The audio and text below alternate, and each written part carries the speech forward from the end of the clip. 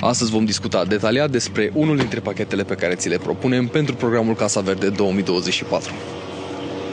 Și vom începe cu pachetul care conține invertorul Huawei, probabil cel mai popular și des întâlnit invertor în sistemele clienților noștri. Pachetul de start conține așadar invertorul Huawei monofazat de 3 kW, 7 panouri fotovoltaice Dahai de 555 de W, bucata care ajung la o putere totală cumulată de 3,88 de kW și bineînțeles modulul de acumulator Huawei Luna cu o capacitate de stocare de 5,12 kW. Tot acest pachet vine cu o contribuție proprie a beneficiarului de doar 3.000 de lei. De ce alege tu pachetul care conține invertorul Huawei? Probabil pentru că acest tip de invertor este printre cele mai populare invertoare din țară, lucru care se traduce printr-o mentenanță facilă, iar brandul Huawei a demonstrat în timp un nivel ridicat de fiabilitate. Mare atenție însă la modularitatea și flexibilitatea invertorului Huawei, pentru că acesta permite instalarea numai a modulului dedicat de acumulatori Huawei Luna.